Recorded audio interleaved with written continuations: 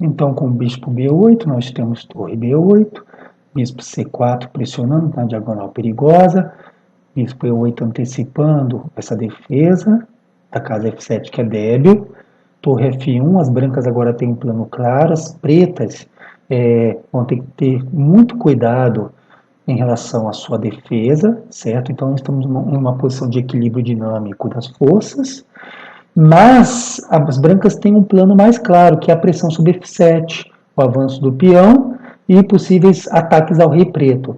As pretas, nesse momento, então, têm que defender seu rei, para que depois, em um segundo momento, façam valer a força do seu par de bispos e seu peão avançado. Então, a partida agora está com esse caráter.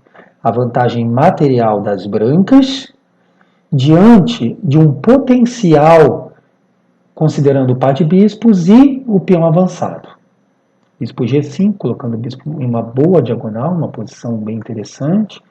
Torre D5, olha como as peças brancas começam agora a entrar no campo adversário. Dama E7, defendendo o bispo. Cavalo C5, cavalo que estava alheio ao jogo, agora ele entra, ele começa a batalhar por casas importantes, começa a pressionar o jogo preto. G6. G6 é o lance ruim, é o lance em que dá vantagem para as brancas. Desde o Philidor, toda a teoria enxadrística mostra com muita propriedade que todo avanço de peão tem que ser muito bem calculado, porque o avanço de peão ele cria possíveis debilidades. Quais são essas debilidades nesse jogo? F6, G7, H8, H6. O peão de F7 é muito débil. Esse plano das pretas é falho. Essas casas aqui, essas debilidades vão ser fundamentais para a sequência do jogo, como nós veremos. Esse plano de passagem do bispo para tentar fazer um fianqueto aqui e defender o rei não é preciso nessa posição. Então, essa não foi uma boa estratégia utilizada por Petrosyan. Inclusive, o computador dá aqui já uma vantagem considerável para as brancas a partir desse lance G6. Antes desse lance, a partida estava em equilíbrio dinâmico. Após esse lance que cria uma fraqueza no jogo preto, as brancas têm vantagem posicional. E material também, como nós sabemos. Dama F2, plano claro de pressão sobre F7, bispo H6, E5. Com E5 as ameaças são claras sobre F7, prepara um posto avançado, possível cheque F6, entrada de cavalo em D6, então agora as pretas estão em sérias dificuldades. Bispo G7, cavalo E4. E aqui as alternativas para as brancas não são muito boas, ou melhor, me perdoe, as alternativas para as pretas não são muito boas.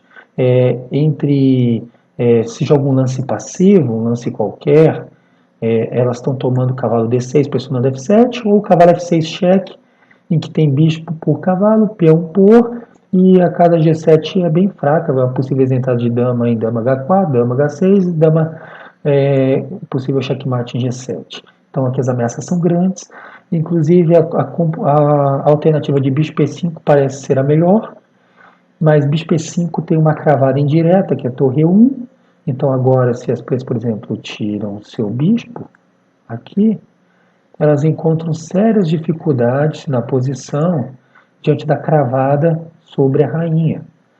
Essa cravada ela pode se fazer de várias formas. Tem cavalo D6 atacando a rainha, digamos que tirem a rainha para uma casa como essa aqui, então tem cavalo por, perde peça, certo?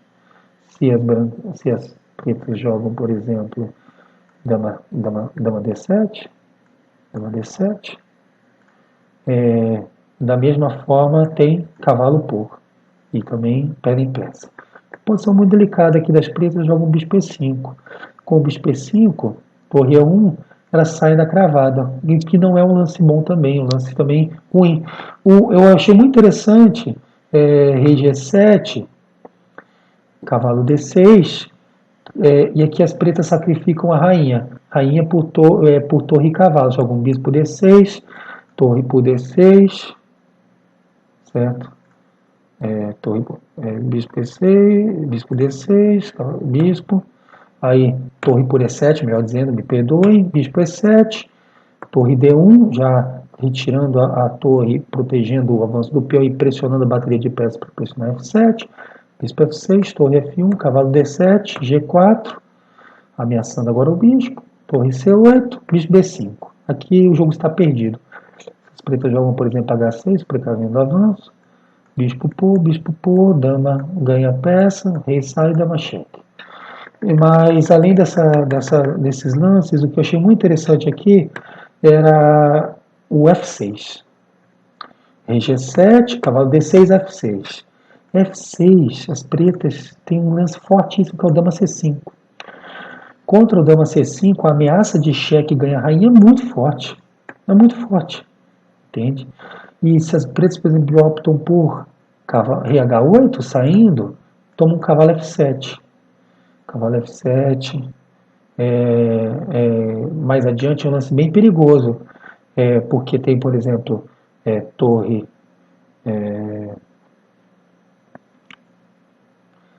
por, peão por, cavalo cheque.